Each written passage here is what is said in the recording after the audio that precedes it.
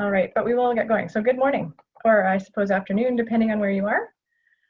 My name is Malaika Almi. I'm with the Geological Survey of Canada of Natural Resources Canada, and I'm coming to you from the unceded traditional territory of the Comox First Nation, and I would like to recognize the history of colonialism on the lands we all find ourselves today, the privilege that comes with that, and the need for change in our society. And I think we are all here for positive change, as this is the second seminar in the Understanding Risk BC event, bringing together actors across society who are working towards resilience. I hope some of you enjoyed last week's session on equity in disaster risk reduction and climate change adaptation. If not, the session was recorded and it's available now on the session webpage. This session is Understanding the Economic Impacts of Disasters and Economic Resilience. And before we get going, I'd just like to provide some information on the format for today. We are using the Zoom webinar module. So that means participants are all on mute and can't see each other, so it's a bit impersonal. It's hard to know who else is attending. But we do encourage you to participate using the chat function. Also, as you have questions throughout, please post your questions in a Q&A.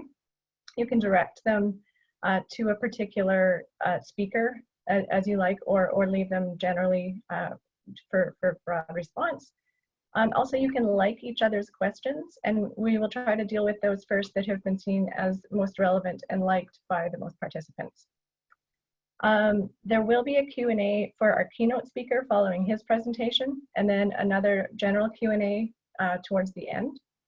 So please participate actively, share your thoughts, experiences, questions, because this is how we can engage, is through the functions of Zoom. So please use the chat and use the Q&A.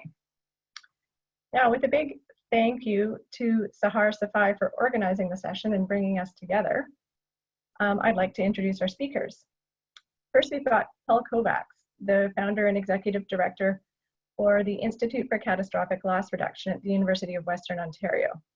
You have probably seen his name in print, as he has more than 200 publications to his name, including a contributing author to the Intergovernmental Panel on Climate Change reports, and he's a distinguished commentator on all things insurance, disaster safety, climate change, and economic policy.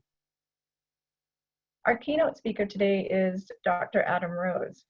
Adam is a researcher and the director of the Center for Risk and Economic Analysis of Terrorism Events in the Price School of Public Safety at the University of Southern California. His work focuses on the economic consequence analysis of natural and man-made hazards and on economic resilience, as well as on energy and climate change policy. He's led reports to Congress on the benefits of mitigation grants, was the lead on a number of studies to estimate the economic consequences of 9/11, as you'll see in his presentation. And he's currently working on studies of the macroeconomic impacts of COVID-19.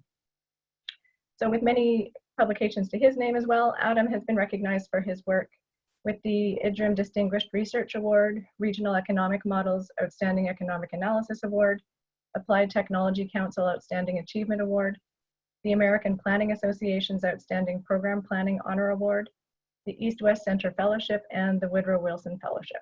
So thank you so much to both of you for being here.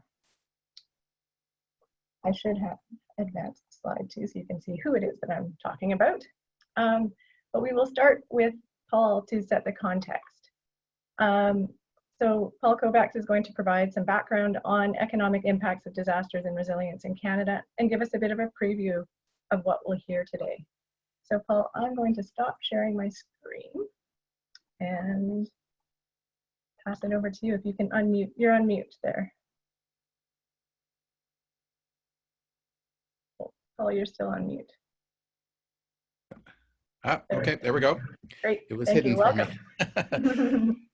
Malika, thank you for those kind words of introduction. I really appreciate it. Thank you for the opportunity to be here. Everybody, thank you for making the time to join this session.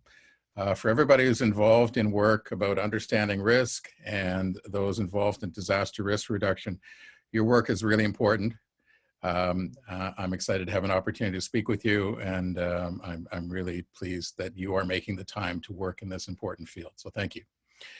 I'm going to spend, as Malika said, about 5 minutes just to set the context. Adam Rose is our keynote today, and he'll give you the main presentation. But quickly, in 5 minutes, just some context for the conversation.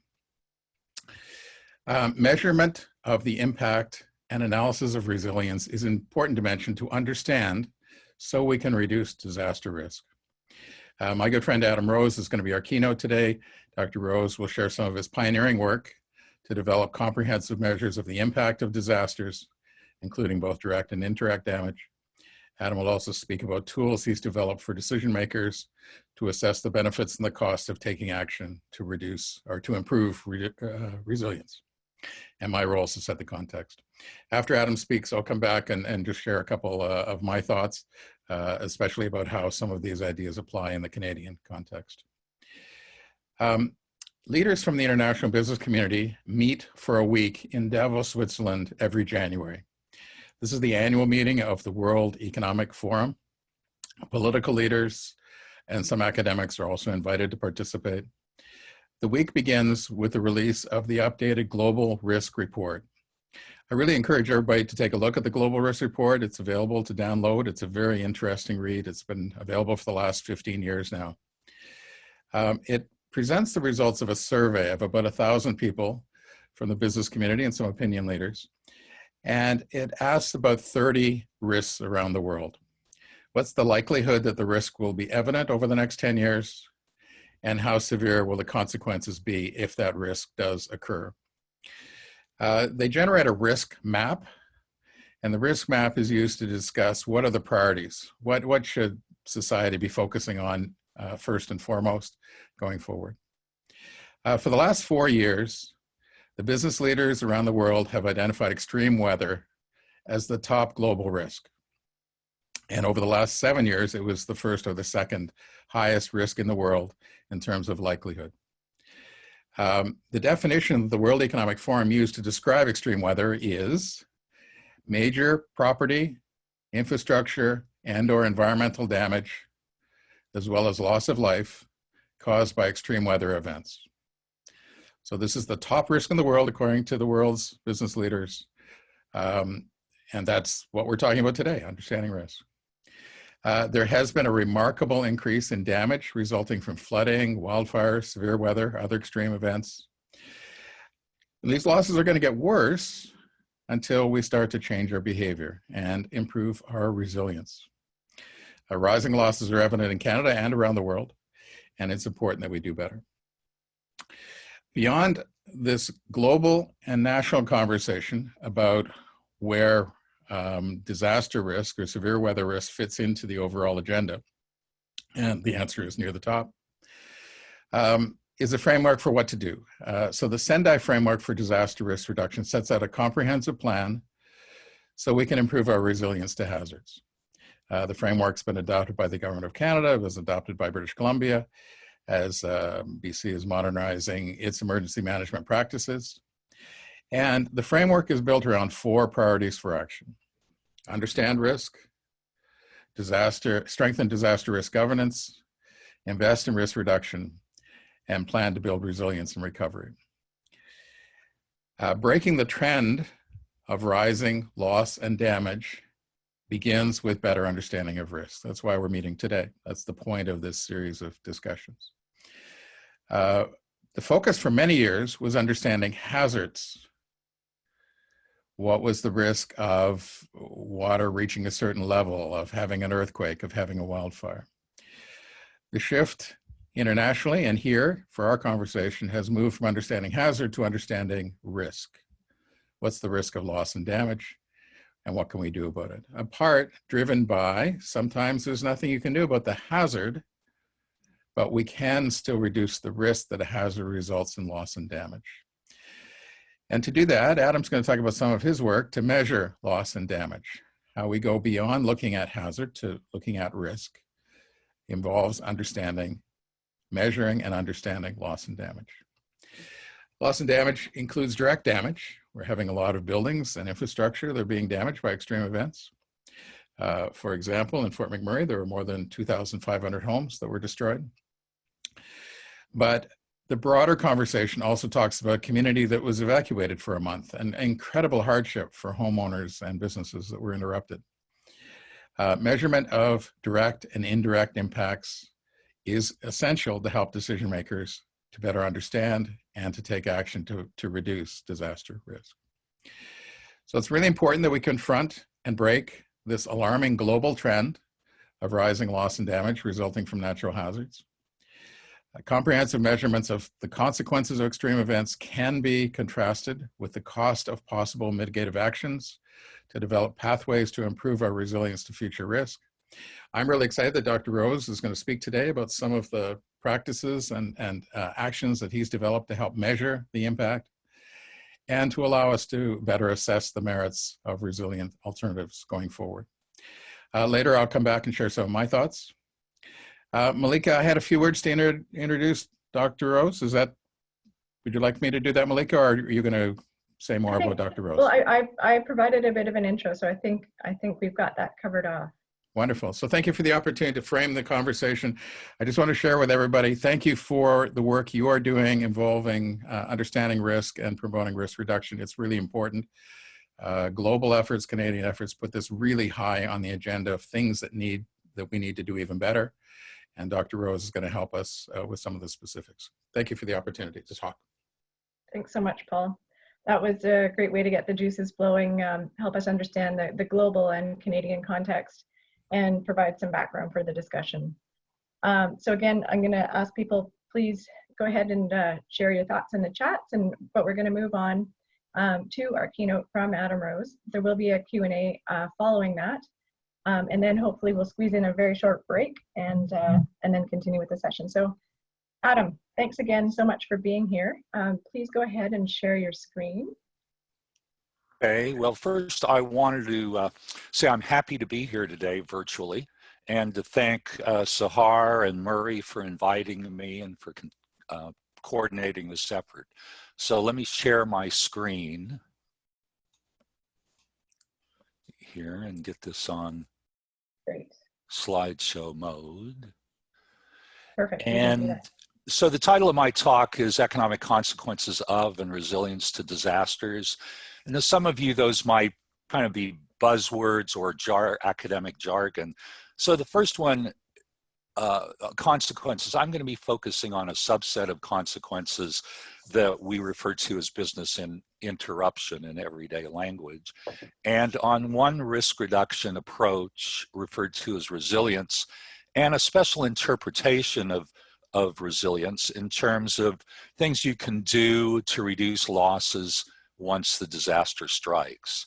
So the business interruption just begins when the disaster hits and continues until you've recovered, and there are all kinds of things one business can do and household can do to reduce those losses.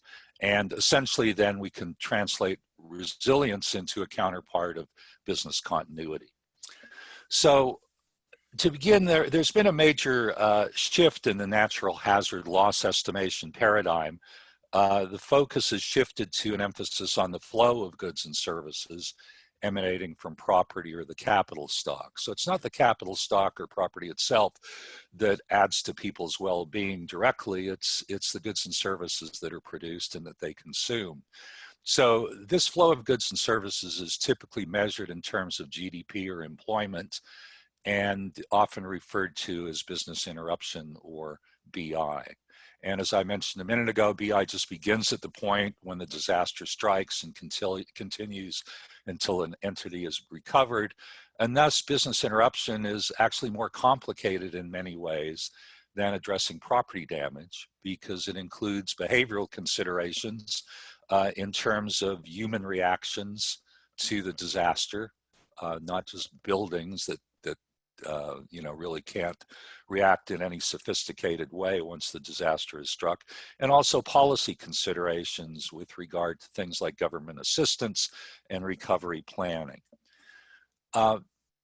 Business interruption has become increasingly prominent in many domains. For years, if one goes back to the 70s, 80s, and 90s, news accounts would typically report on disasters in terms of the amount of property damage alone. And I've been heartened to see the last dozen years or so them also reporting things like GDP losses, loss of sales revenue, again, which represent business interruption.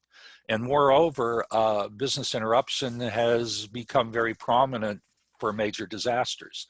So in terms of the September 11 World Trade Center attacks, property damage was on the order of 25 billion, but business interruption was more than 4 times that amount. Hurricane Katrina, the property damage, these are all in 2007 dollars, by the way.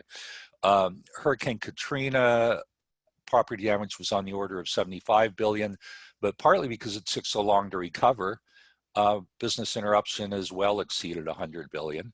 And some of you are probably familiar with the shakeout San Andreas fault earthquake scenario that the US Geological Survey undertook. There, the property damage estimate was on the order of 100 billion, and BI was not greater, but a very significant amount. So let me talk a little bit about the motivation for loss estimation modeling in the first place. And the first question to ask is, in what context are ex-ante economic loss evaluations useful? Basically simulating a potential or scenario event. And these are important where events are infrequent and data are sparse. In other words, you have very little historical information, and so simulations and the types of analyses I do primarily can be very valuable in that sense. Some of my analyses are such as my studies on the impacts of 9/11 were after the fact and help calibrate these models and validate them. How should these studies be undertaken? And in what form? So they're best when they're standardized across disasters, so you have a better basis of comparison. And another thing to keep in mind is we have a range of models at our disposal. I'll be talking about 1 or 2 types, but there's no one best model that fits all, and a lot depends on the accuracy you need and the data you have at hand. So another question is, how can ex-ante evaluations complement the gathering of ex-post economic loss data? Well, these simulation exercise provide a useful framework for analysis and data collection, and their simulation results can fill in some gaps in available data.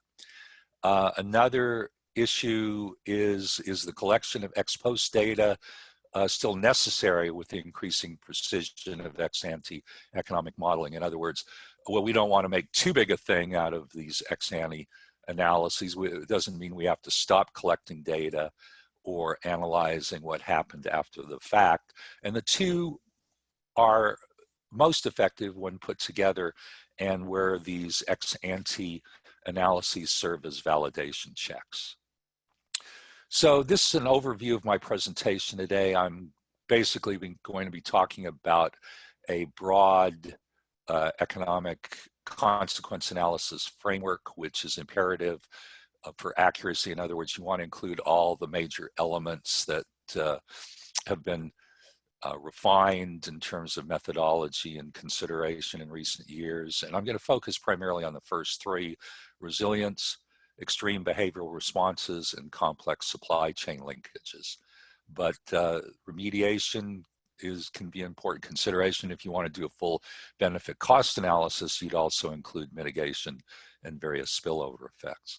So an overview then is I'm going to start with the presentation of the CREATE economic consequence analysis framework and provide some example applications in terms of these 3 major considerations of expanded consequence analysis from old traditional impact analysis, talk about a few case studies, and then show you 2 pieces of software that my research teams and I have developed.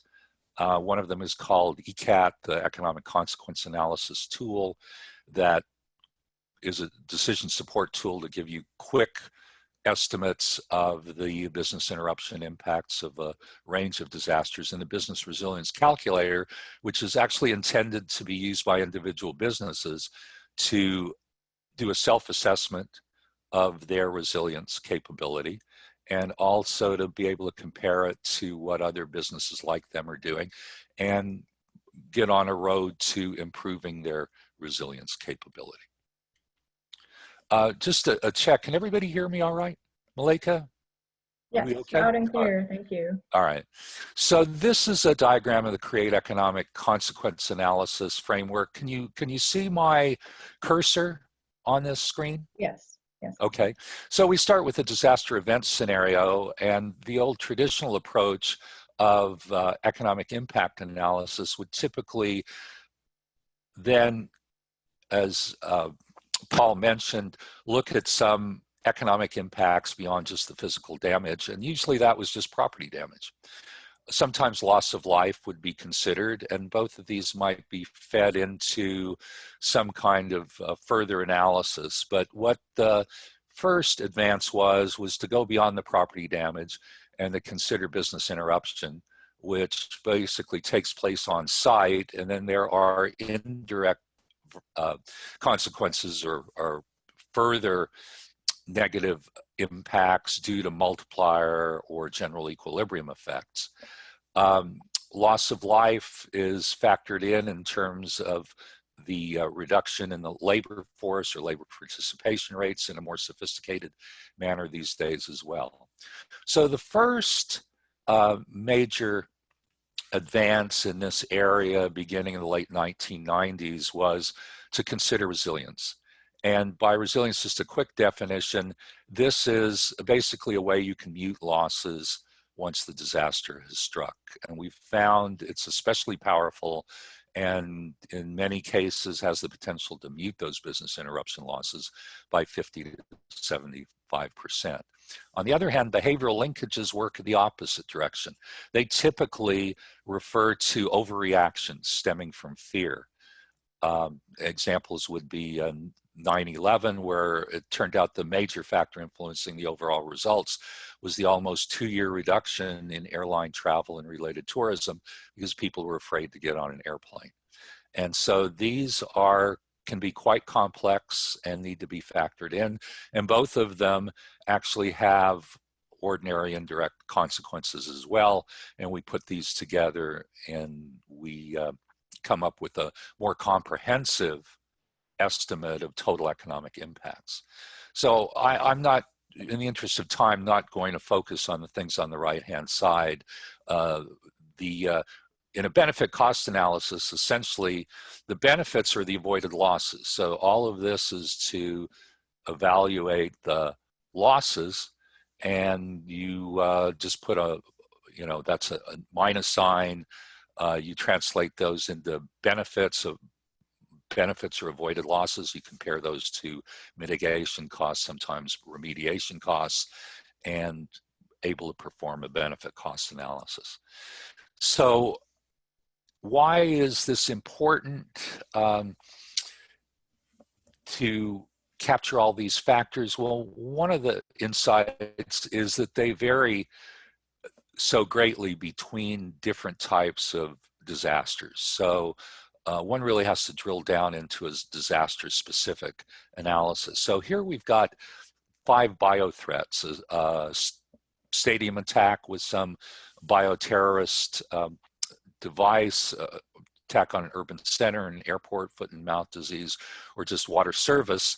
And you can see they vary in terms of their total effect, but they also vary in terms of the individual components. So the loss of life in a stadium in a bio attack would be enormous because people are really concentrated. The ordinary business interruption would be fairly minimal in terms of the lost revenue on that site, but the behavioral linkages extend beyond that site, and that may lead to cancellation of sporting events for months.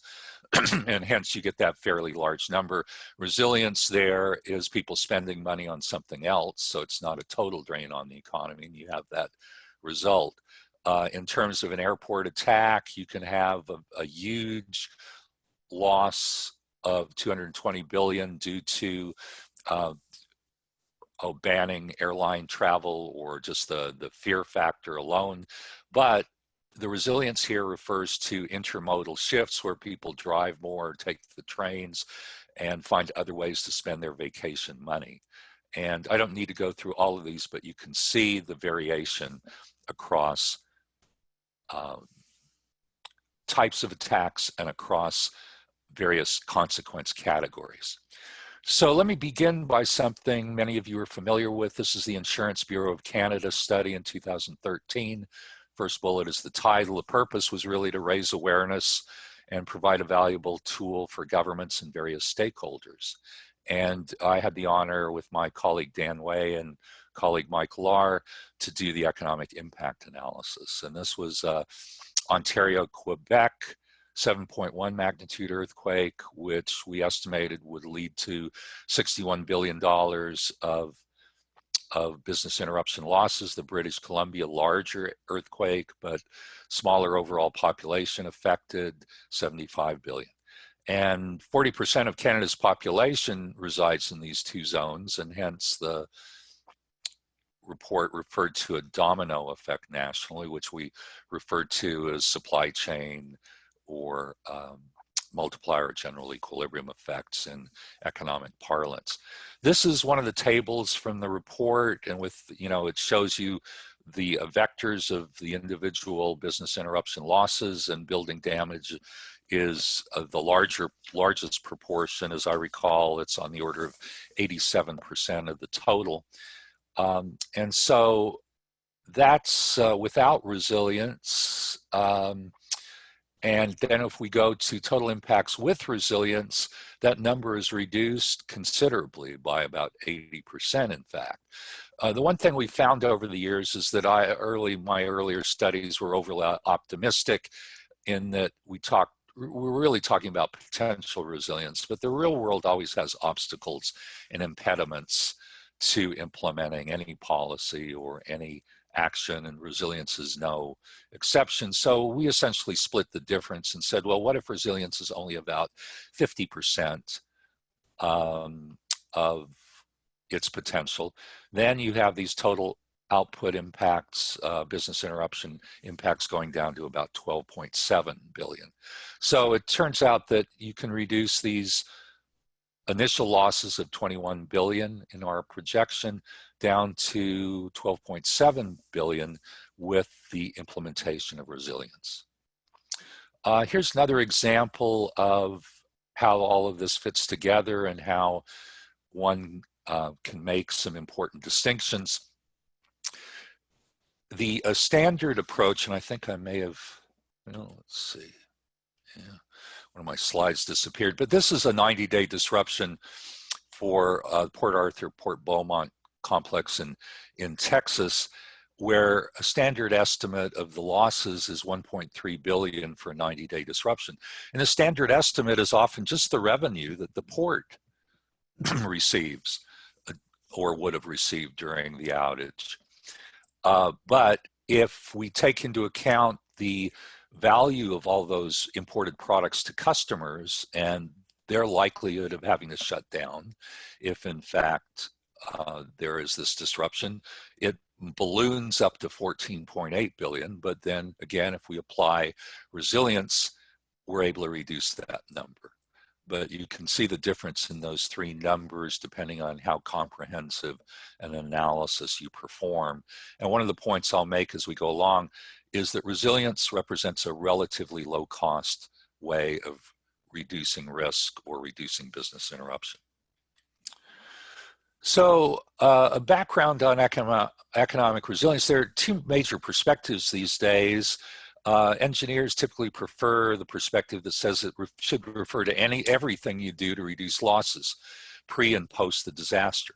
And the focus is really on mitigation of property damage. And so I've always thought, well, there's a perfectly good word for what you do ahead of time, and that's mitigation.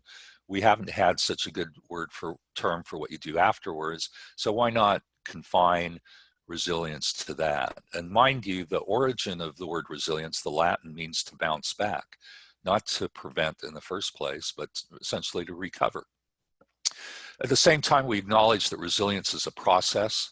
Things can be done in advance to build resilience capacity. You can undertake emergency drills, put backup generators in place, line up alternative suppliers, stockpile critical inputs. However, these are not implemented until after the disaster hits. So the latter perspective here may strike some as odd. How can you reduce property damage post-disaster? Well, you can't, but that's just one measure. But if you consider business interruption, then there are a lot of things you can do. So I've been studying resilience for 25 years before it was cool. And I've studied it in about 10 different disciplines: ecology, engineering, planning, organizational behavior, sociology. And I've actually found more commonalities than differences, despite the fact that there are now dozens, if not more than 100 definitions out there. And so what I've presented here is a general definition of resilience, and that you find common to most of those disciplines, and more specific economic counterpart. And so the general definition, going back to Buzz Holling, who's kind of considered the father of modern resilience analysis in the 70s, who's an ecologist, the ability of a system to maintain function when shocked. So to an economist, this is the efficient use of remaining resources at a given point in time to produce as much as possible. And so this relates to economics as the science of scarcity, and it's not just rebounding, but trying to do so in the least cost manner. And the point here is that you find yourself with even more scarce resources in the aftermath of a disaster that you need to deal with. Most of my analysis today is going to be on static economic resilience, so I'm just going to talk about dynamic for a moment. It's really all about the ability and speed of a system to recover. An ecologist named Pym, this is attributable for the most part to his definition. And in this case, we're talking about the efficient use of resources over time for investment in repair and reconstruction. And that's still another important area of research and work I've done. And I've got some references in the back to refer you to some of this work as well. But the bottom line is the metric that I put forth about 16 years ago suggested a good way to measure resilience is to take the averted or prevented losses from implementing a resilience tactic and dividing it by the maximum potential losses. And to get down to some cases, we've been talking about resilience in a nebulous way, but at the micro level for the individual business, here's a set of 11 resilience tactics or actions. So conservation, the typical definition, resource isolation is modifying a portion of your business operations to run without a critical input. Most all of these relate to coping with some disruption of the business of one of its critical inputs. And in COVID-19, ironically, the most critical input is workers. Which is often different than most other kinds of disasters. So most of these are self-explanatory: inventories or stockpiling, technological change. Production recapture is the one that refers primarily to the output side, and this refers to making up lost production by working overtime or extra shifts following the disaster. And if, for instance, you have an electricity outage or COVID-19, you don't have property damage, you don't have to wait for the rebuilding. As soon as the power comes back on, as soon as people feel comfortable about going back to work, there's no reason that you can't undertake this tactic by those mechanisms I mentioned. And the cost of this is paying overtime to workers. Some of these tactics, as I said, are low cost. Conservation often pays for itself by being able to do more with less. Inventories is really just the carrying cost of the inventories, not the total value of the inventories. Management effectiveness is pretty inexpensive as well. And I might also say that we also make a distinction between inherent and adaptive. Some of these types of resilience tactics are built into the system, such as the ability to substitute inputs or excess capacity. And others are what we call adaptive, and they're improvised after the fact. So you undertake more conservation than you thought possible by turning down the air conditioning in the summer and saving on electricity, or winding up improvising something in your technology to be able to be more productive, or changing your management structure. So an example of the metric, and one of the tactics, relates to the World Trade Center attack. So a dozen years ago, I had the honor of coordinating 8 studies, including one of my own, to analyze what the impacts of the World Trade Center attacks were on GDP of the New York area in the US. And it turns out that 95% of the over 1,100 World Trade Center area firms relocated after 9/11. They didn't just fold up. And if all the firms in the World Trade Center would have gone out of business, the direct business interruption loss would have been 58.4 billion. If they all would have relocated immediately, then there wouldn't have been any business interruption losses. But it took most firms an average of 2 to 4 months to really relocate and get back up and running. And so the actual BI loss was 16.1. So the avoided loss divided the maximum potential loss. The avoided loss is 58.4 minus 16.1, or 42.3, and you divide that by the maximum potential, and you get that metric of 72%. In other words, 72% of the potential losses from the World Trade Center attack were in fact avoided, prevented by this relocation tactic.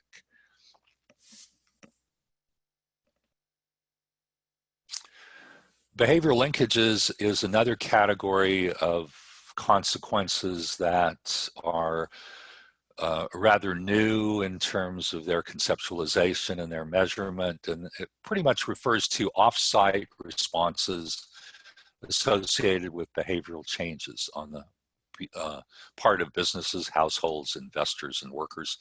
Typically emanates from the social amplification of risk and stigma effects through media coverage and rumor. Fear feeds on itself and spreads, and it translates itself into both direct and indirect business interruption losses. And behavioral impacts can increase losses by 2 to 3 orders of magnitude. And examples are, I mentioned that the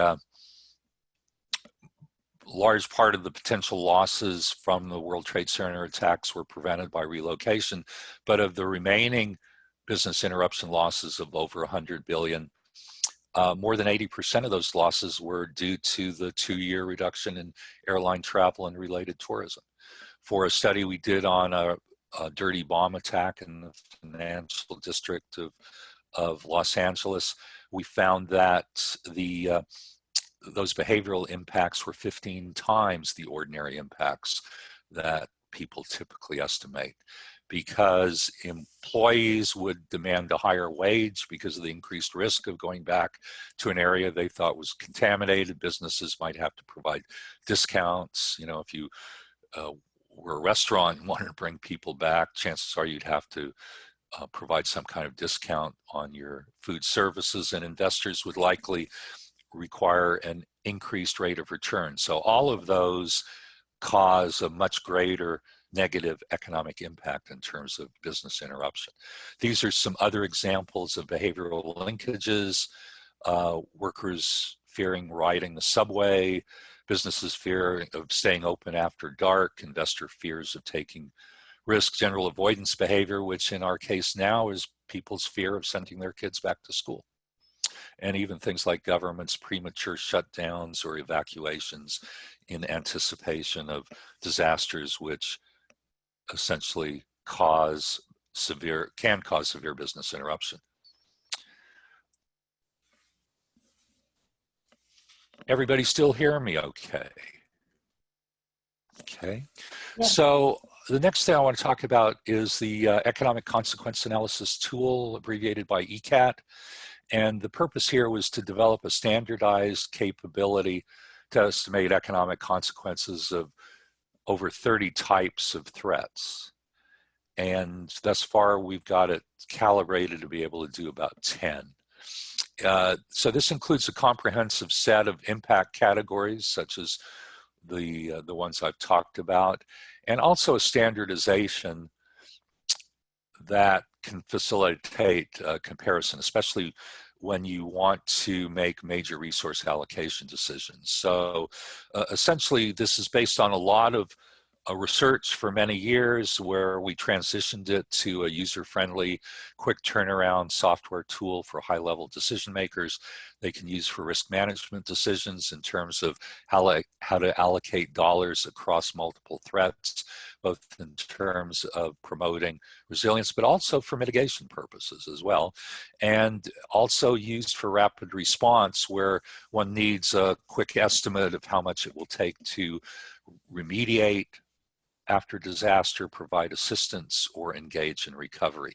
And at the bottom, I've mentioned 3 former postdocs that were major contributors and co-authors of this ECAT study. And again, the last slide I'll present, I'm sure the slide deck will be posted, has a reference to this. You can probably Google this pretty readily as well. So this is the ECAT user interface. And here we have the 9 types of threats, 3 in the terrorism area, 3 natural, 3 technological accidents, even though sometimes something like a maritime cyber disruption can obviously be caused by an intentional act. And so the user simply needs to click on to which of these 9 threats is of interest, and the type of uncertainty display. Is a point estimate sufficient, or would you need an interval or entire distribution of potential losses? And then just click go, and you get a screen which would provide you the initial results. This is a default one, and the purple areas essentially connote the fact that we haven't filled in any of these parameter values. It's just gone to the default internally into the software. And then some things are essentially not applicable in some of these cases. And actually, I have that backwards. It's been a while since then. So the purples are things that are sort of less impactful, and the resilience are the things that you want to include if you're focusing on resilience alone. There's a drop-down list here which will define each of these terms in terms of the tactic. And if in fact you click on them and impart some resilience to this event, you'd come up with the next screen. But just for starters, the GDP loss for the nation from this cyber threat is on the order of $121 billion and 257,000 jobs. If in fact we talk about resilience in terms of ship rerouting, able to reroute the ships who can't get into a given port by rerouting another port and undertaking production there, or rerouting it overland, you can reduce those losses by about 1/3, down to about 81.23 billion overall.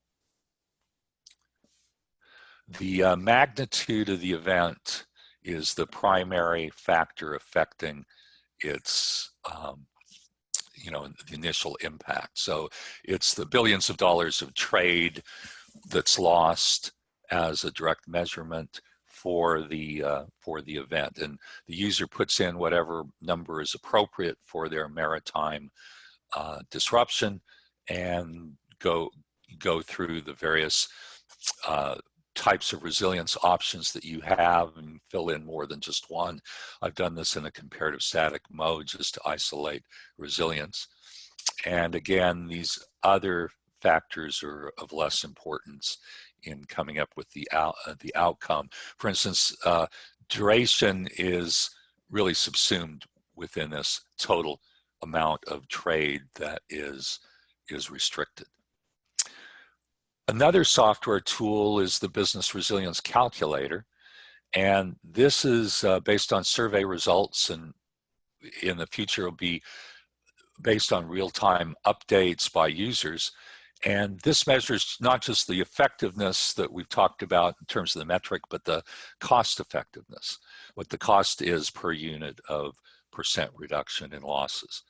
And this helps solve the thorny issue of weights in compiling a resilience index.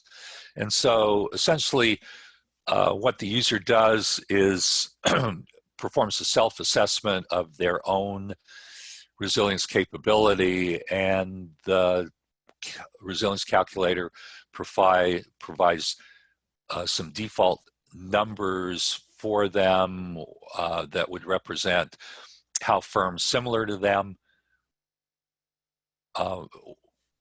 have an outcome with regard to resilience, what their resilience score is, basically in terms of benefit cost ratio, and also provides a comparison with best practice firms in their industry.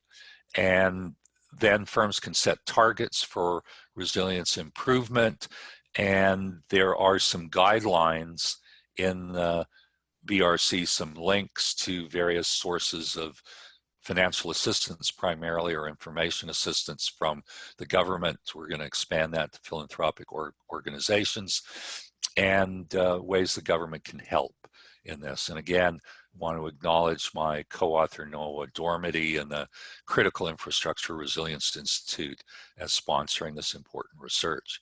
So this is what we call the landing page, and we've just come out with kind of a demo version of the Business Resilience Calculator oriented toward COVID-19, and the landing page gives you more information below this, but one would simply click on Start Using the BRC Now, and the next page that would come up would be a list of resilience tactics. And essentially you would, if you were a business manager or owner, click on those that you have at your disposal. If you're a little bit unsure of their meaning, there's a definition, and it asks you whether implementing them incurs the cost or saves you money. And this is different than, when I say saves, different than preventing losses. This is, does the very implementation save you money? So some things like buying a backup generator are going to cost you money, but conservation, like I say, finding a way to do more with less actually saves you money in the implementation side, as well as in preventing business interruption. And then one basically hits the Calculate Now button, and you get these results in terms of some of your resilience tactics ranked according to which is likely to reduce the most disruption, not necessarily the highest benefit cost ratio, but essentially it gives you the default. Typical firms like yours avoided $6.98 US dollars for every dollar spent on this tactic. For all firms in your sector more broadly, it was lower, but there are best practice, best performer firms that are able to do more than twice as good as the median. And the same thing goes for conservation. And this screen basically cuts off the bottom, but if you had 6 resilience tactics, you were going to note you could, in fact, it'll show you the rest. So Malika, I recall that I think I promised I might break up the presentation a little bit. And I guess it is getting a little bit late now, but I guess we're at maybe about the 35-minute mark. Yeah, you got 5 more minutes. Questions now or just finish up? I think if you can finish up in around 5 minutes, keep going. Okay, all right. So here's another port disruption example I did with another 2 former postdocs for a hit on the Port of LA and Long Beach, really through a severe event that would call for a long-term outage of the port. And I might say in terms of port-related resilience tactics, most of the work on resilience that I've done and the resilience calculator, it really relates to the customer of, let's say, electric utilities or other businesses. What a business can do to cope with the input supply disruption. For the port, we looked at both the customer side in terms of these resilience options that I've talked about before, but also the supplier side, the port itself. So there are various ways the port can be resilient in anticipation of a shutdown in terms of excess capacity, ship rerouting if the port's done, or if you have limited capacity, you can prioritize certain cargoes, and the loss estimation we do can differentiate according to the losses according to different cargoes, not only direct use, but the supply chain use. You can divert exports for import use, and again, recapture lost production on the supplier side as well. And so here we're talking about a large-scale tsunami, and in this case, shutting down that port for 1 year and having the entirety of the import and export supply chains disrupted. This is kind of spaghetti diagram of how complicated this can be in terms of the various considerations. The tsunami hits, you've got a closure of the entire port. You've got downtime at individual terminals. You'd want to break it into that, and you also would want to consider cargo damages, and each of those fit into microeconomic impacts.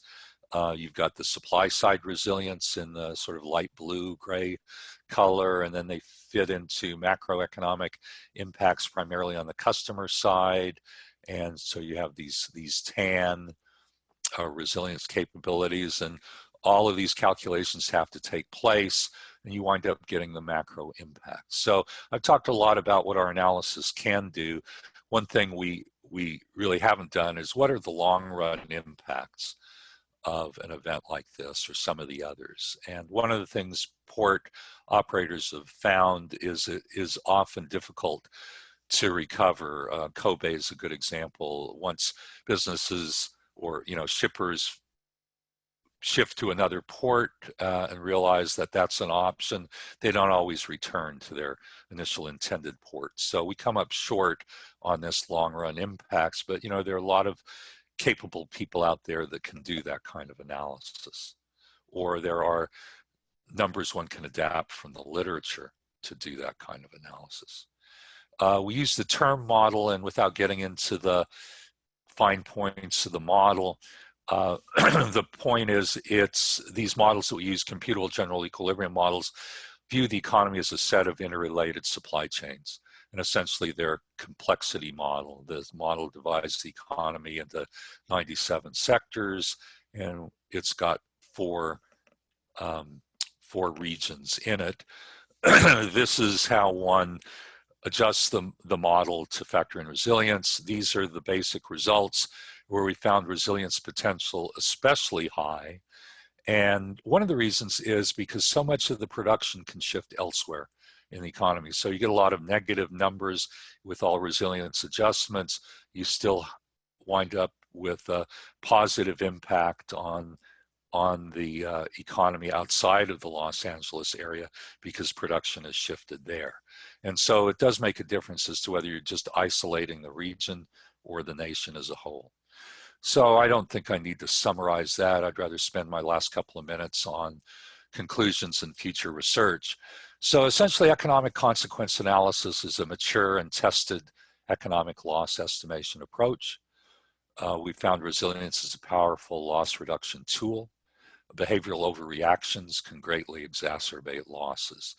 There are two other aspects here that I haven't talked about today, but are there in my research, and I think I mentioned some of them in my the papers I put in the references, and I'm happy to entertain questions on those relating to business interruption insurance and relocation decisions. So as far as future research, a lot of us are coming in increased realization, and COVID-19 is dramatizing this, the complications associated with compound or cascading disasters, where we recently had a hurricane in the midst of the pandemic.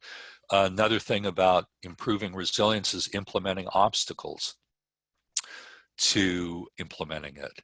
And finally, one of the best ways to overcome behavioral overreactions is to improve risk communication to quell fear. It's a very low cost tactic that has the capability of reducing billions of dollars of losses in a major disaster. So with that, I'll just note those various papers that I've cited. The port study I've just mentioned is the first one. There's resilience to cyber attack. The ECAT tool is listed there. And what happened to my screen? But that's fine. Malaika probably pulled a fast one on me, I don't know. But anyway, if you want to see the business resilience calculator, just look at resiliencecalculator.com, and it works best on Google Chrome. Okay, that's my presentation. Adam, thank you so much. That gave us a whole lot to think about. And I think we can all feel it right now. It's so relevant living through COVID. So I think it's a great time to talk about business disruption when it's something that is not just conceptual, but we can all, we've now experienced. However, not something that all models or plans take into account. So this is really helpful.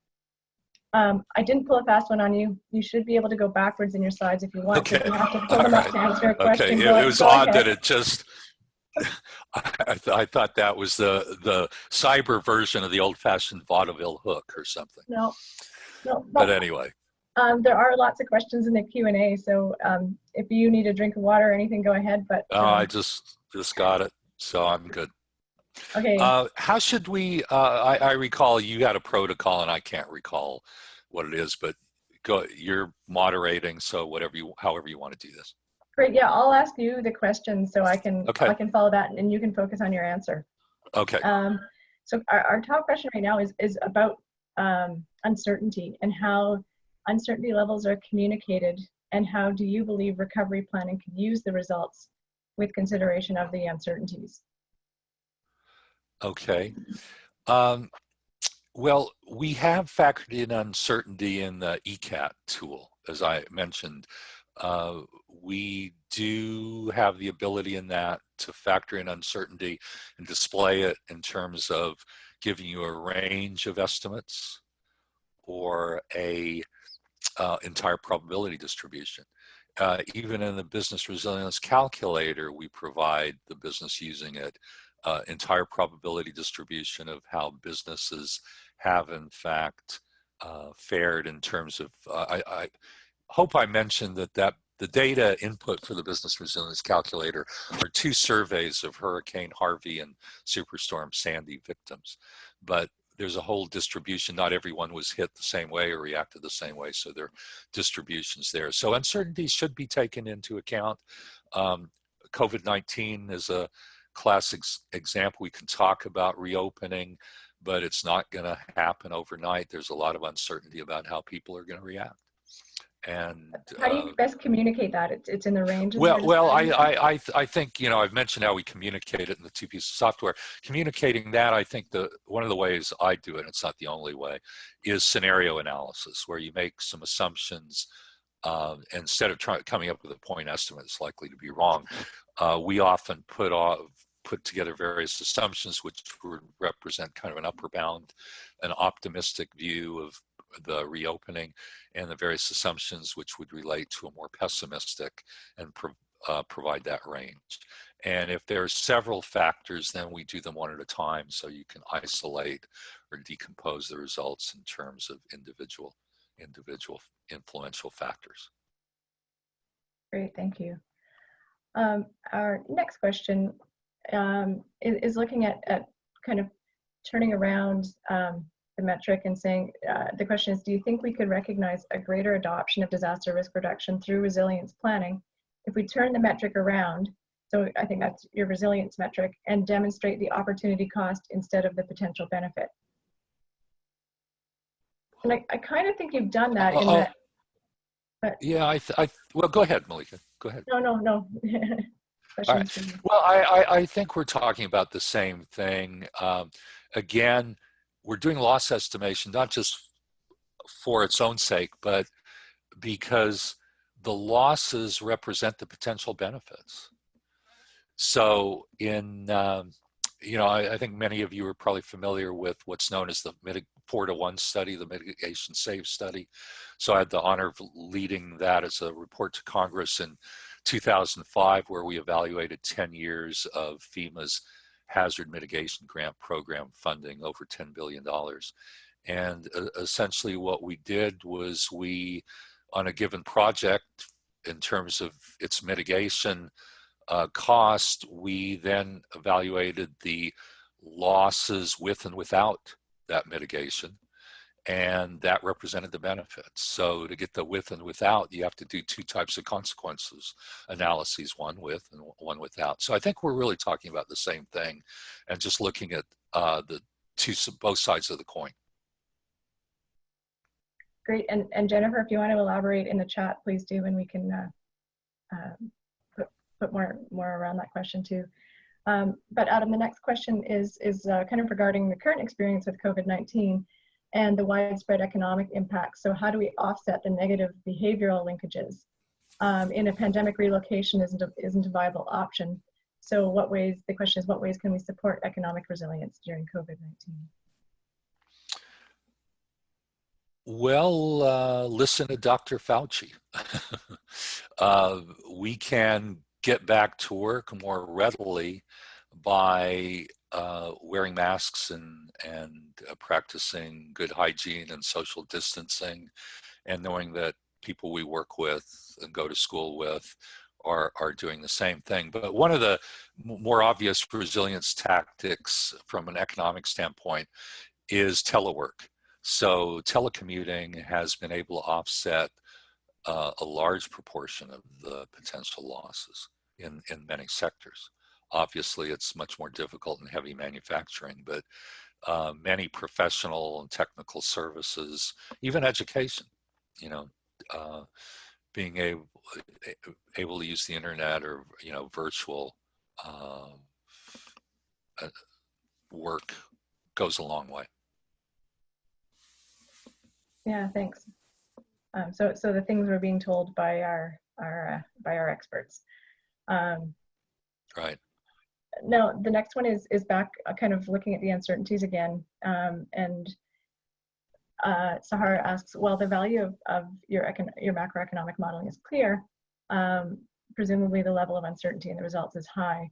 So based on past events and calibrations, what is the range of uncertainty in the results? Mm-hmm. Yeah, that's tough. Well, let me give you an example of the 9/11 study. We had, I mentioned there were 8 studies that did the analysis. 2 of them were basically on some peripheral aspects. We had about 6 that looked at the macro impacts using time series models, large-scale macroeconometric model, conjoined input-output, econometric, computable general equilibrium models.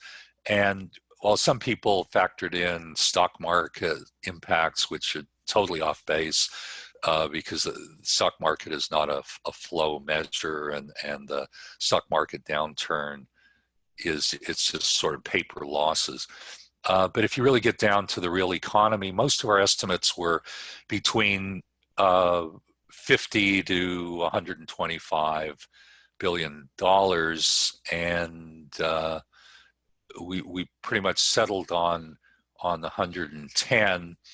And so, the question, it's a judgment call. Is a ratio of uncertainty bound between, let's say, 55 and 120 billion a large range or not? I think it's a good ballpark estimate, especially since a lot of people are coming up with estimates anywhere from 0 to 500 billion or $1 trillion. So I think as we improve this, we will be able to further refine and improve the accuracy. And there is a need to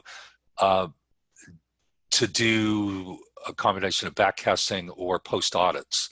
And that's one thing economists are not typically don't do, and a lot of professions don't do this, and that is make a projection, have the event happen, and then try to determine from some other way what the impacts were and do a comparison. I think we need to do more of that. But the problem is it's difficult to project or predict a lot of events in anticipation. So that's one of the issues.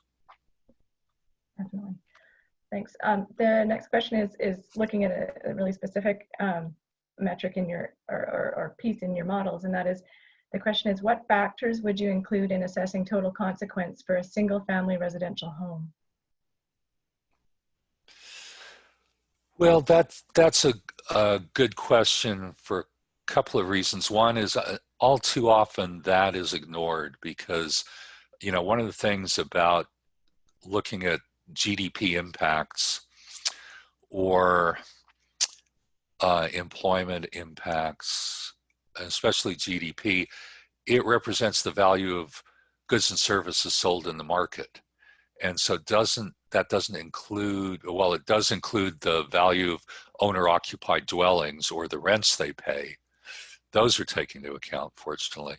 What's not taken into account is the inconvenience or trauma in the, you know, which inconvenience being lesser hits and trauma being pretty severe. What's not taken into account are factors like that. And I think there needs to be more incorporation of those considerations. You can't necessarily do them with these models, even though I've wrote a paper about 15 years ago suggesting how one can, but through a lot of side calculations, and I said a lot, that's wrong, just a few side calculations, one can get a good ballpark estimate of that. And those should be factored in to the analysis. And some of my papers actually look at resilience, not only of businesses, but of government agencies and households. So there are a lot of resilience tactics households can use. We've shown how those can be measured, but we haven't totally taken into account household consequences and resilience measurement yet. Thanks a lot. I think we have time for one more. And the question here is, what is the major difference between conducting business impact analyses and the resilience metric? Well, the business economic impact analysis is, you know, it's the old term for consequence analysis. And I tend to use consequence analysis to make the distinction because it's this more comprehensive framework. So you do a preliminary estimation of losses without resilience, and then you factor in resilience, and the difference between the bottom line of your initial simulation and the with resilience is the effect of resilience.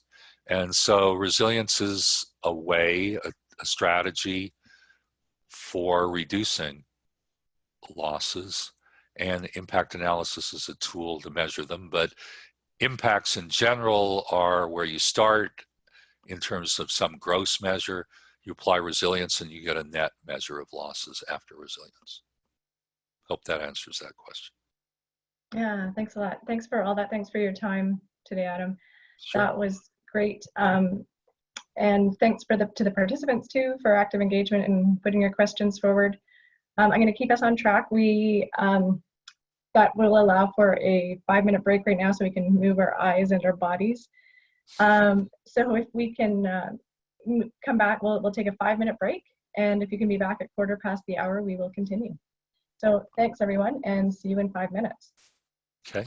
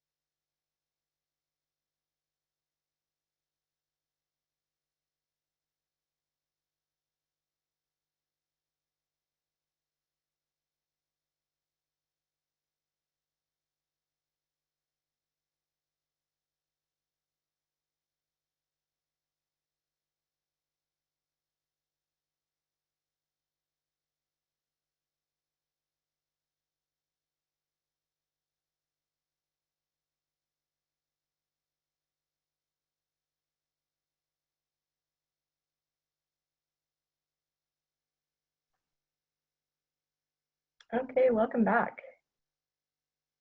I'm going to take a second until I see Paul appear on his screen.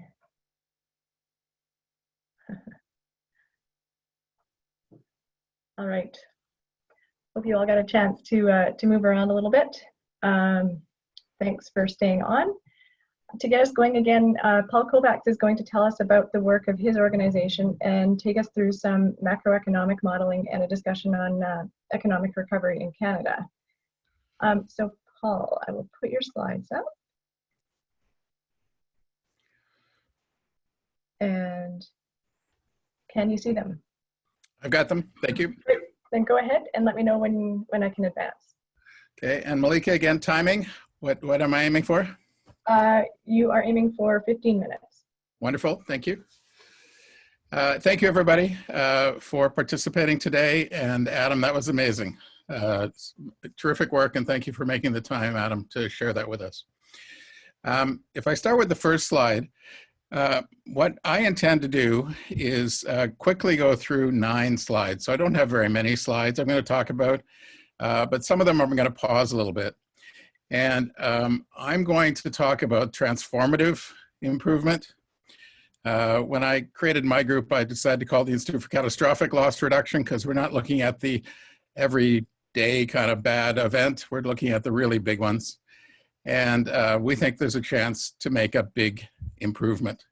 So I'm going to talk about some of the things that will come. I was following the questions in the Q&A, and Wes had several questions saying, how can we be specific? Are there specifics? I'm going to talk about a few specifics that I have in mind that I think could be done that could really make things better. And I'll talk about things that I know that I think would work in the Canadian context. And in particular, I've got 3 slides that are mentioned here on the front where I'm going to pause and go through a little bit in more detail. First, how do you reduce existing risk? And I'm going to pause and spend some time and go through some of my thoughts. That's actually the hardest. The second, we've been creating a lot of risk. And so how could we try to reduce how much risk creation is taking place? And third, how recovery can be really powerful as an opportunity to improve resilience. So 3 of my last 4 slides, I'm going to spend a little bit of time trying to be specific, going through those particular areas about resilience and how we might do things on a big scale. The final slide I'll do rather quickly is how you pay for it all, do finance. But anyway, so that's what I want to talk about, some specific opportunities to improve resilience in Canada and try to do it, try to look for really big change, transformative type change in the time that I have. So again, thanks. Malika, can you go to this next slide? So our institute's been around for a while. We're coming up almost on 25 years now. And I hope you've come across our work at some point. And we work across a number of hazards, earthquakes, but also climate-related hazards and flooding and other risks. And we're based at Western University. We get about half of our funding from different government agencies, but about half comes from the insurance industry. So we work quite closely with the insurance industry. And I'm quite comfortable chatting about insurance and offering my perspective about what the industry does and why there's some opportunities there will come up in some of my conversation. Part of our international work, I believe, British Columbia is absolutely leading Canada in this space. And those of you on the call, thank you. I mean, you're leading the way. And a part of our job is to try to share what we understand you're doing and why, and tell other people elsewhere in the country you should catch up and do the same things. But also on an international scale, some of the things going on in British Columbia are world-class and leading the way. So feel very proud that some of the work you're doing is really, really outstanding and well done. On to the next slide, please.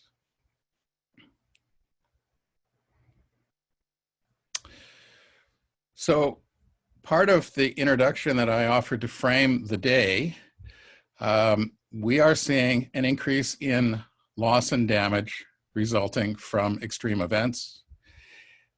And we have to break this trend. It's simply unsustainable and very, very bad. So we need to break the trend. The data available consistently finds that the economics, I'm an economist, Adam's an economist, the economics of doing something here are overwhelming. That's not the problem. the actions required will lead to savings that are many-fold larger. And so the economic story is really good, and the issue goes beyond the economics. How do we change behavior? How do we get improvement? It is my sincere belief that most of the losses that have been experienced, most of the losses that are possible, are preventable. We know what to do, and I'll try to give some specific examples today. And so it's possible to make a very large change, sound economics. We just need to focus on and achieving improvement going forward. Next slide, please. So here's a graphic that I generated, trying to get the total damage that's taken place in Canada. Again, trying to be clear about what Adam was sharing with you and what I have done here.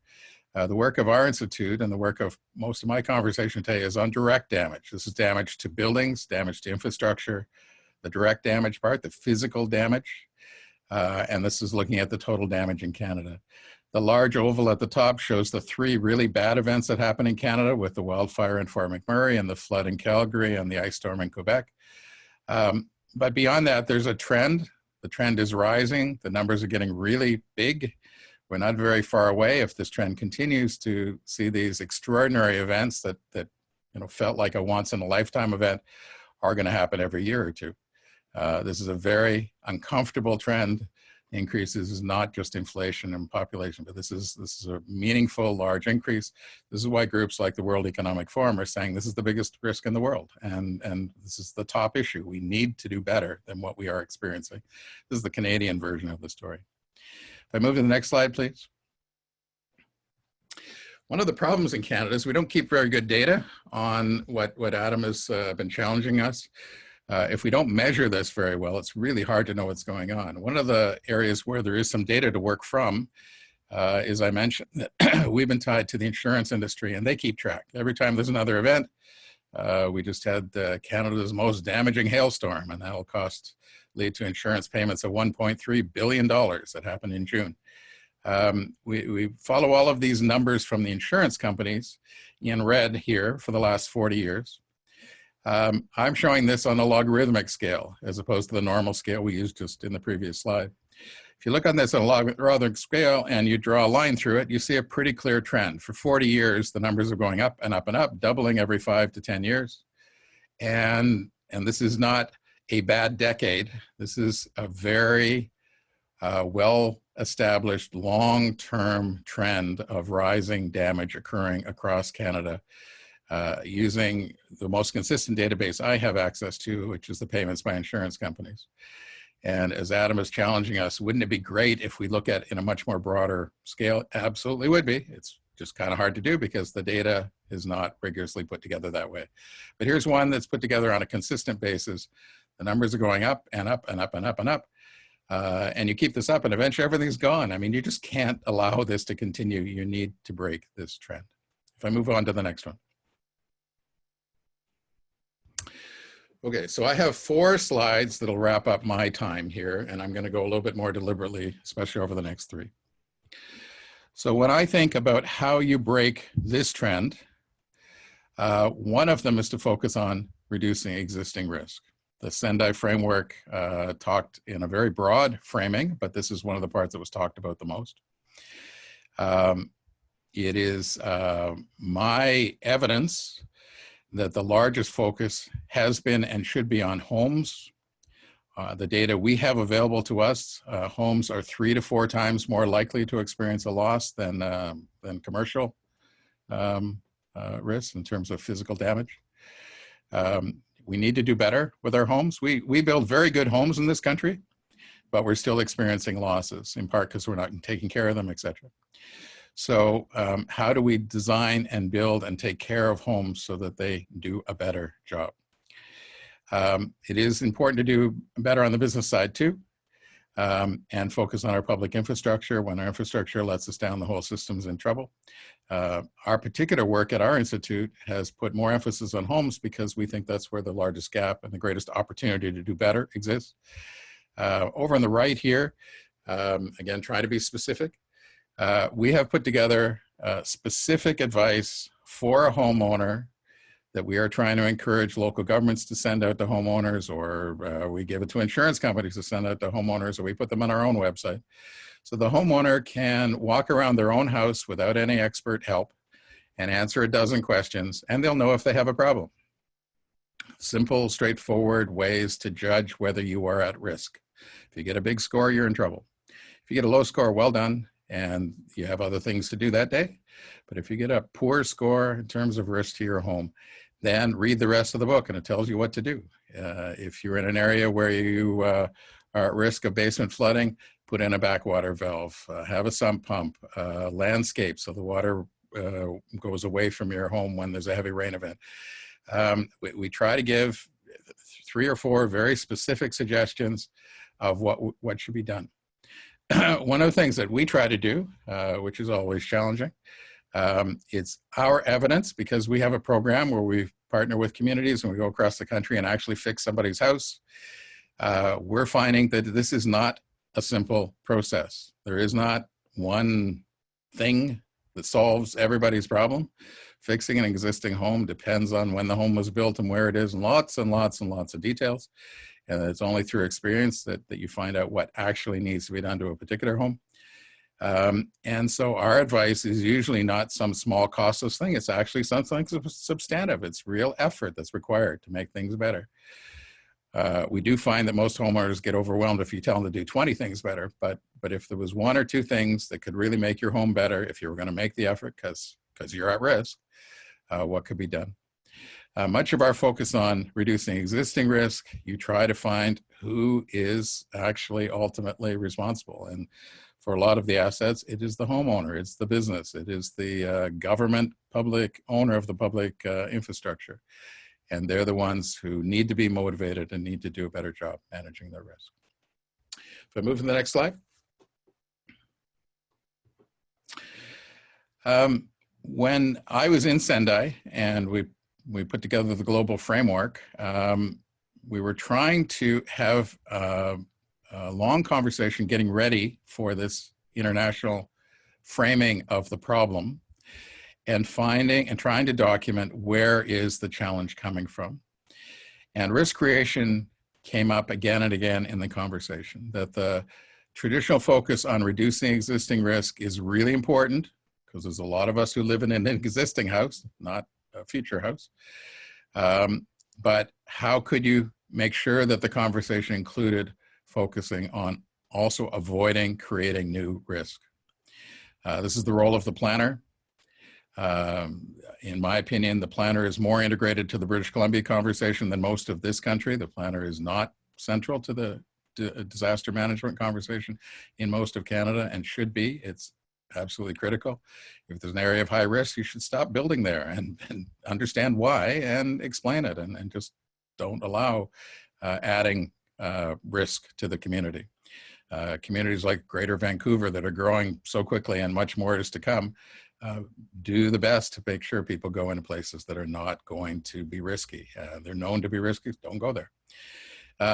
And that conversation is further along in British Columbia, but it is still not an easy conversation. And the conversation's further along for flooding, but you get into all the other hazards where there's an opportunity, like landslide, like wildfire, et cetera, where planners can play a big leadership role and need to be viewed and encouraged and welcomed as leaders to manage disaster risk and stop the creation of additional risk.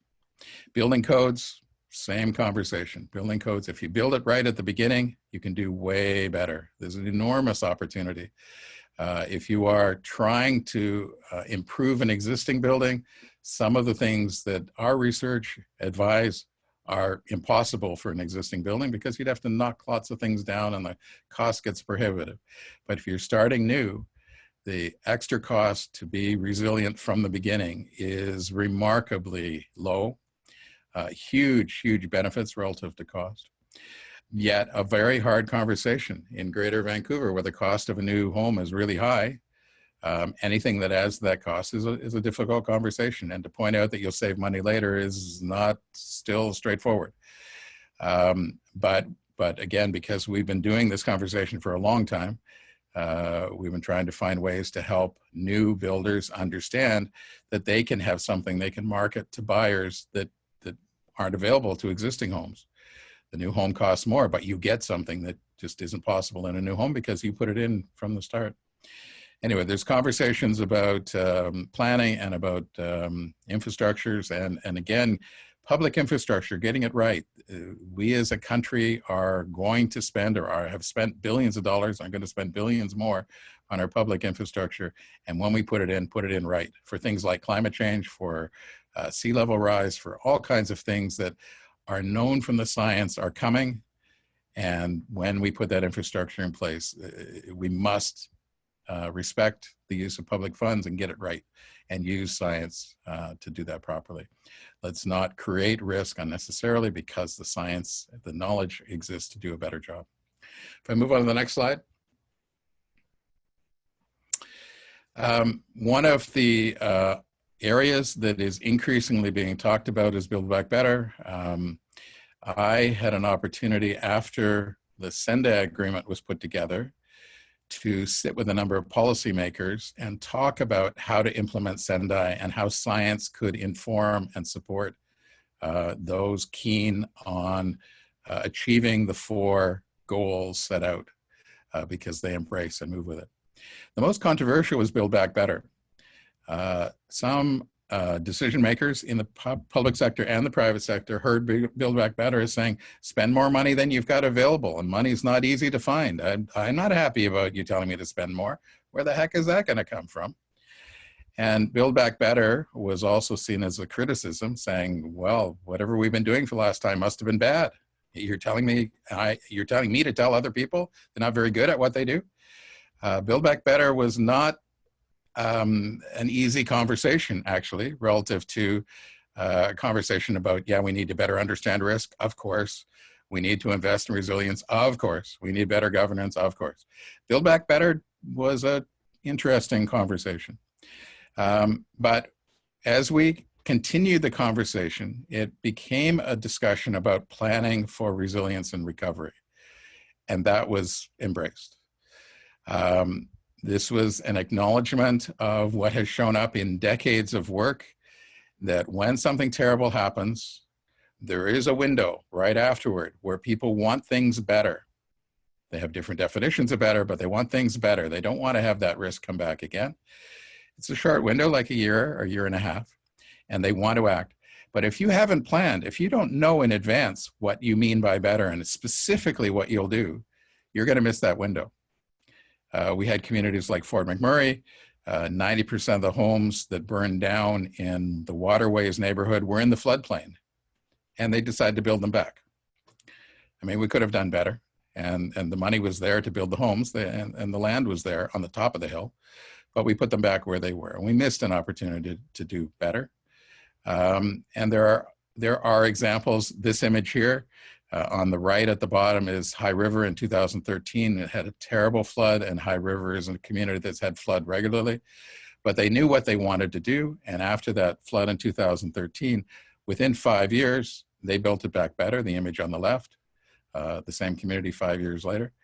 And the mayor describes High River as the most flood-prepared community in Canada. That was not true in 2013, and that's what the mayor believes today, that they have committed, worked to build the community back better than it was before, and they are ready for future flooding, future extreme rainfall and river flow. It is possible to make transformative change in recovery, like High River, but it requires planning before the event. And in some communities like lower mainland of British Columbia, we know what some of those big events are, like a Fraser flood or a huge earthquake. We know what those events are, and we can plan for what a recovery, a perfect recovery, a better recovery would look like from those events.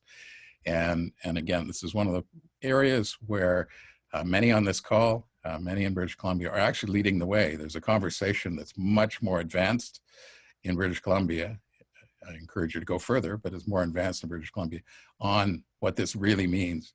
Build Back Better is not just spend more money. Build Back Better is actually to plan that a recovery can make you more resilient and better. Move to the last slide. How do you pay for all of this? So one of the ways to pay for this is in 1970, the government of Canada, responding to the Vancouver flooding, responding to the Fraser flooding, responding to flooding in Ontario and Manitoba, put together the Disaster Financial Assistance Program. For more than a decade now, that program says, and we'll throw in an extra 15%. If you need to put things back, here's more money so you can put it back better. The financing has been in place for public response for a long period of time. Last time I checked, nobody had applied for it. Nobody collected any money. So we need to fix a number of things to make it work, and I welcome that longer conversation. But there is a program in place in Canada based on some of the experience in the United States, so that when we recover, there is explicit federal assistance that is designed to be available to help pay for recovery. Most of the Disaster Financial Assistance Program has focused on municipal infrastructure damaged by storms. And this would be sort of a top-up if municipal infrastructure could be put back better. And I anticipate perhaps one of the reasons why few municipalities or provinces, sorry, have applied for the funding is because the municipalities didn't have a plan about what they would do if they were given federal funding to put things back better. And a commitment to plan in advance about recovery would have a huge impact, I think. And there is a specific place to go and ask for that money and to make things better. I work with insurance companies. Insurance companies are really motivated to try to have customers who don't have risk or reduce their risk or take action to reduce their risk. Over time, I have watched insurance companies change the way they price. If you have somebody with lower risk, the price goes down. If somebody with higher risk, the price goes up. The insurance companies, I think the lenders, the credit unions and banks and others are figuring out that it really helps to allow them to make money and do well, to have customers that understand and do something about their risk. I'm seeing more of that as building into the kind of processes that the financial sector is involved in. Most of the payments that go to homeowners and to building owners comes from the private sector. Disaster assistance is available for some uninsured risk, but it's the lion's share of the assistance comes through the financial sector. But at the end of the day, it's your home. It's your business, and the decision about doing something for resilience goes back to that particular property owner. I think there's a large unrealized opportunity for the public sector to collaborate with the private sector and design programs to inform and to perhaps offer some financial incentives to property owners to do more to reduce risk. And anybody who would like to follow through on specifics, I'd love to sit down and talk with them about what a specific program would look like. But I think there is direct funding for public assets to build back and to build more resilient. And there are incentives that can be offered from private sector, but also from a collaboration with the public sector that could better inform and motivate owners going forward. So Malika, I hope I've behaved myself on timing. My main opportunity today was to build on an outstanding keynote by Adam to talk about what this means in the Canadian context. I'm focused a little bit on the area that I know best, which is on the direct risks that are taking place. I think the trends that have been occurring for 40 years, probably longer, but 40 years where I've got data, need to stop. We need to break it. This is not something that can be allowed to continue. The science, the specifics does exist to break this trend. And I look at it specifically what we can do in terms of what you do for existing risk, how you can stop creating new risk, and how, when a recovery occurs, you can put things back better. Across that, I think there's a great opportunity not only for incremental change, but for transformative change so that the outcome for the next 40 years is much better than what we've been experiencing for the last period. So thank you, Malika, for the opportunity to share that. Thank you so much, Paul. Thanks for that. That was really, I think, helpful and specific for the Canadian context too. And I'll put a plug in for you. For those who don't know your website too, it's iclr.org, and all the resources you showed and a whole lot more are there. I also kind of in the vein of web resources wanted to point out, because this is a macroeconomic session, that Air Worldwide study commissioned by the Insurance Bureau of Canada that Adam referenced is available online too, as is, I think, a really important analysis put out by the C.D. Howe Institute from Nicolas Lepin is available online too. So a Google search will get you a long way with those. So thank you, Paul. That was great. And I'll let people know again, if, and I see some people are beginning to put questions in chat, continue to do that. But we'll follow that up with Dan Oprescu, the Director of Risk Surveillance with the BC Financial Services Authority, is also with us today. Now, Dan is a physicist by training and a financial risk manager by experience, and his organization's mandate is focused on the stability of the BC financial system.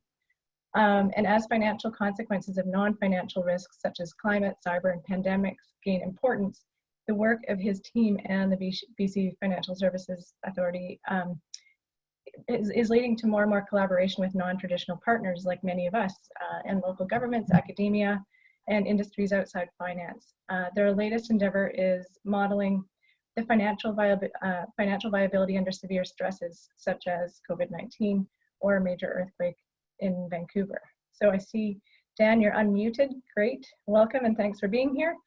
And please go ahead and provide any remarks you might have relative to the topic. Thanks very much, Malaika. I hope everyone can hear me. And I will start with thanking Adam and Paul for very impressive presentations, setting a very high bar for any subsequent interventions such as mine. I only have 5 minutes and I will use them to address 3 points. First, why would the financial services regulator look at resilience? The second point is, how would we look at resilience? And the third is, what are we doing about it? Let's start at the top. Recent trends and regime changes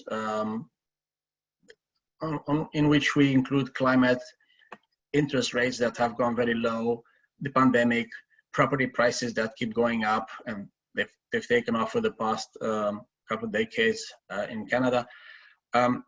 These trends and regime changes elevate the importance of non-financial risks to financial institutions such as banks, credit unions, and insurance companies, but also to financial policymakers and financial regulators such as us. So how are we looking, how's the financial regulator looking at resilience in the face of natural disasters? Adam already alluded to that in his presentation. There's the short-term view immediately post-disaster. And in financial terms, it's important that the payment systems and the liquidity, financial liquidity in the system are preserved. Because everything costs money, even after a disaster and recovering from a disaster, everything costs money. And it's important that everybody, all consumers, industries, all entities have the same full access to payments and liquidity, funds. And that's an important precondition, let's say, for post-disaster work. Then the long-term view, which I could say is pre-disaster, is about the viability and prosperity of institutions, individuals, and societies. In that respect, loss reduction expenses, Paul has made a very good point on that. They are financial aspects, and because they are financial institutions engage with them, and the financial regulator needs to engage with them as well. In that respect, our work in financial services regulation complements Adam's work that's been presented earlier, and probably most of the work by the, if I could use the word, the disaster recovery community.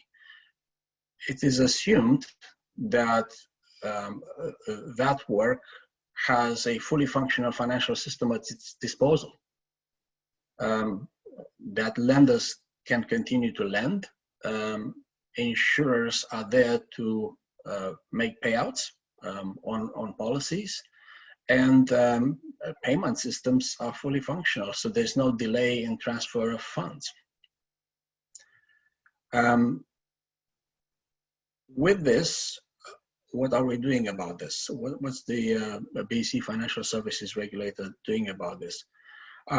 We've been working recently with a number of stakeholders, non-traditional for us. So normally we wouldn't talk very much to engineers or scientists, but we started this, and the purpose is to apportion potential losses to loss bearers.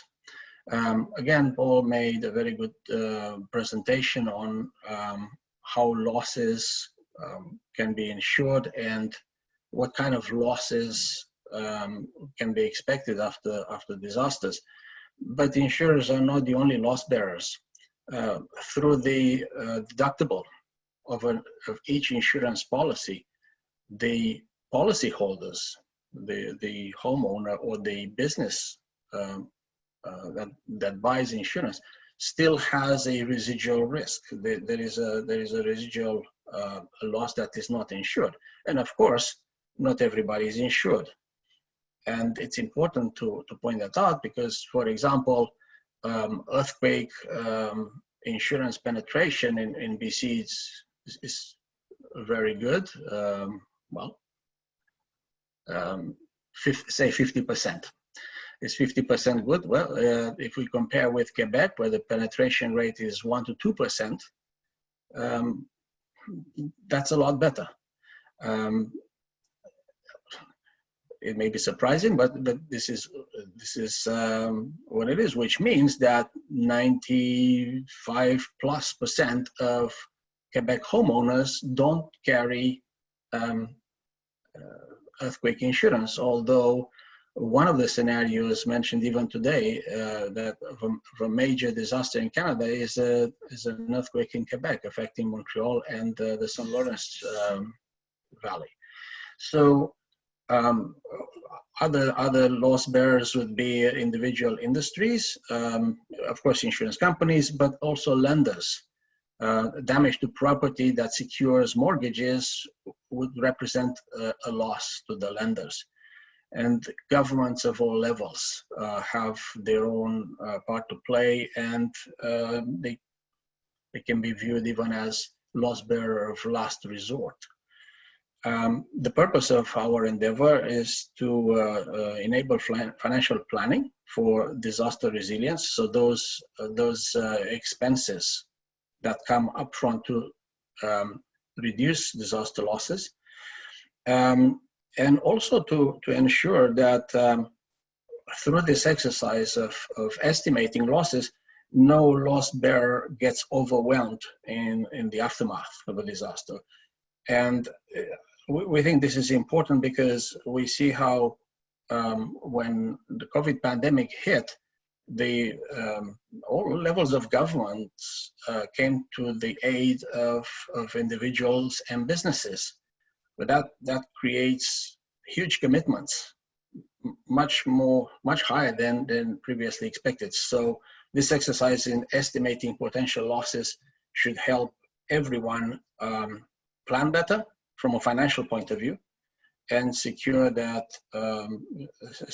situation from a financial point of view post-disaster. And that was my 5 minutes up. Thanks, Dan. Thank you so much. I think you may have generated questions there. That was interesting. And while you were talking, I see among the attendees too, we have Richard Bilodeau from the Department of Finance, and he has a comment. So Richard, if you can unmute, welcome. And please go ahead and introduce yourself, the role of your organization, and any words you have to add to the conversation about the work of your group. Great, thank you, Malika, and thank you, Paul and Dan and Adam for those presentations. They're quite interesting. And so my name is Richard Bilodeau. I'm the Director General of the Financial Institutions Division within the Financial Sector Policy Branch of the Department of Finance.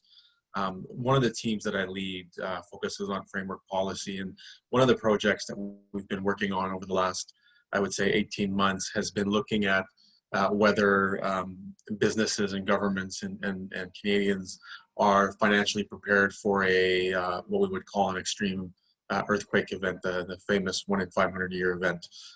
We know that just from our work generally that P&C insurance companies are fairly well, from a prudential perspective, ready for what we would refer to as a more typical event. But looking at whether or not that 1 in 500 year is taken care of.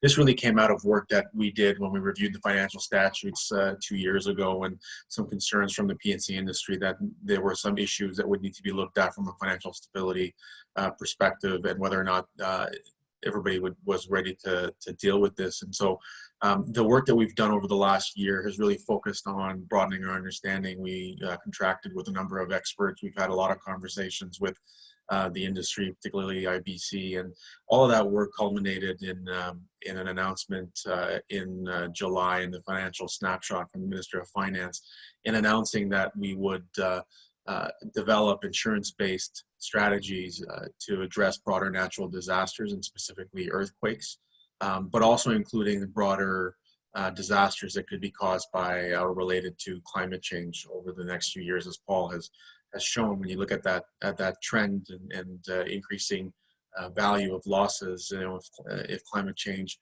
keeps getting worse, that trend's not going to reverse anytime soon. And so really looking to not just earthquake, but all climate related events, and figuring out and determining where the protection gaps exist and what role the federal government can play in narrowing that gap. We're not going to do this alone. We've been talking to lots of our provincial partners. We have a forum where we share a lot of information that we've, until COVID anyways, we're meeting as often as we could. And so we're going to re-engage with that group fairly soon. And we'll be rolling out our work plan and engaging in it with the industry and academics, and hopefully gain a lot more access to data that is so elusive, as Paul pointed out, but it is going to inform a lot of the work that we're doing. We're also going to support public safety as they do their work on flood. That was announced as well in the fiscal snapshot. So we'll be working with our colleagues there and helping them do their analysis and their work. So I'm not going to take up any more time, just conscious of time. I'm happy to take questions, also happy to have anybody reach out offline if they want to have further discussions. Thanks so much, Dan. That's great, helpful, and it'll be interesting to follow along as that rolls out. So thanks, Richard. Yeah, very interesting, and we're really happy you were able to join us today.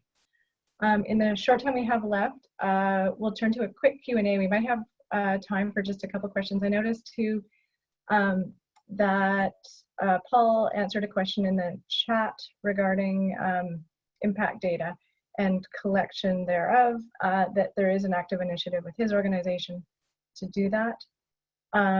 If I go to the top question in the Q&A right now, and I'm gonna guess this is probably directed towards Adam, but I'll invite anyone to comment. It's a question on, can you comment on some of the incentives that work against disaster resilience? For example, disaster relief payments, insurance, property value, etc.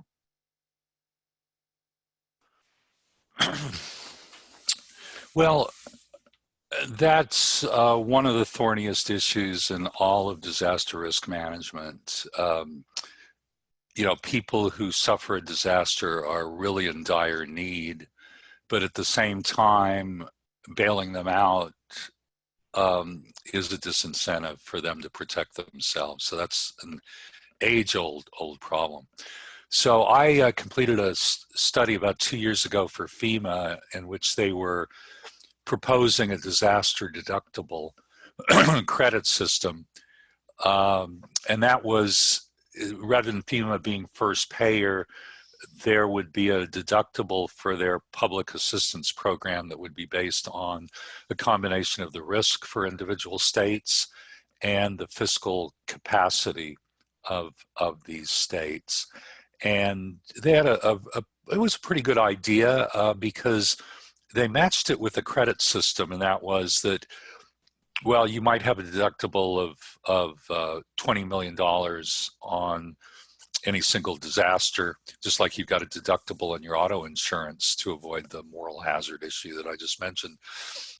If you spent money on mitigation, that can be applied to offset the deductible. That's where the credit comes from. So if you spent 20 million on mitigation, then that would reduce it. And we wrote a broader paper where we talked about spending it not just on pre-event mitigation, but also on property damage pre-event mitigation for life safety, and also resilience tactics like the one I mentioned.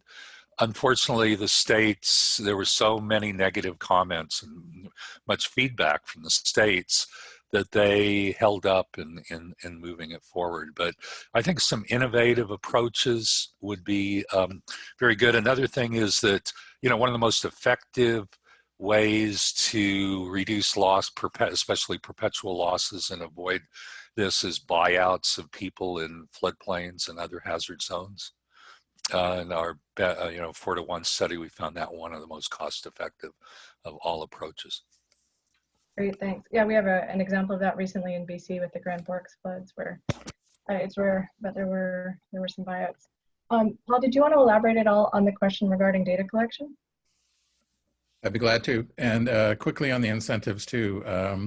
For the private insurance companies, they really are motivated to tie the terms and the price they offered to homeowners and to businesses in Canada to the risk. So if you have a homeowner with high risk, then they charge more. And if you have a homeowner with low risk, they charge less.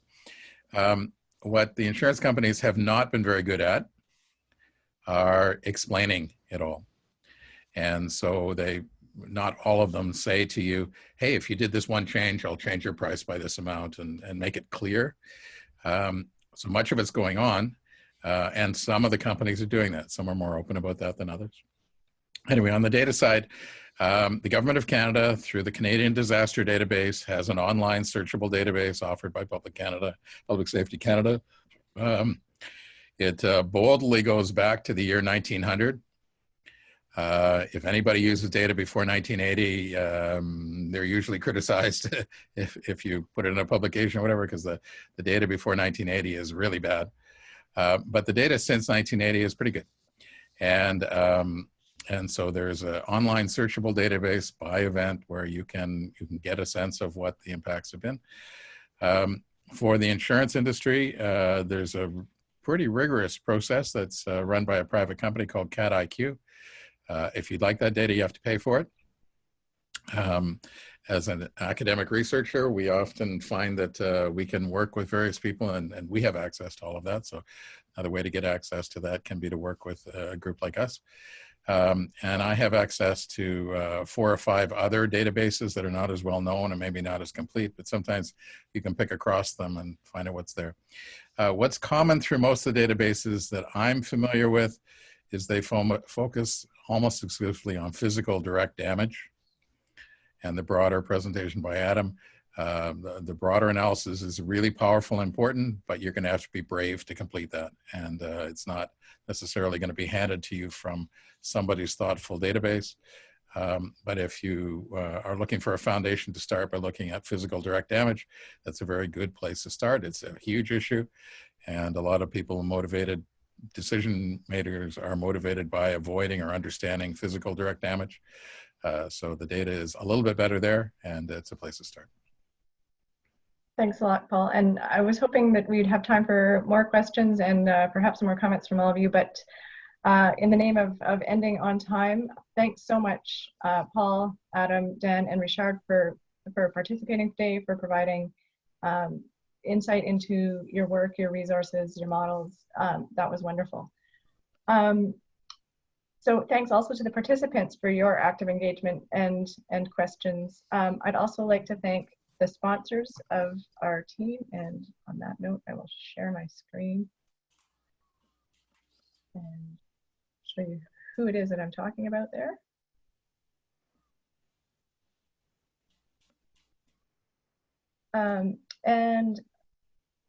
Thanks to the organizing team as well. And I hope you'll join us for future Understanding Risk BC sessions. The next one is September 9th, and it will feature Murray Journey talking about insights gained from disaster risk and recovery modeling in the Lower Mainland, looking specifically at flood and seismic risks with the latest models. So you can have a look at the urbc.ca website for more information. Also, we'll now enable all participants to speak. So if you'd like, please, I invite you to unmute yourself so you can say hellos, goodbyes, and offer thanks to the speakers. But on that, it is noon here, and thanks so much for joining us. And I hope to see you all next time. Thank you.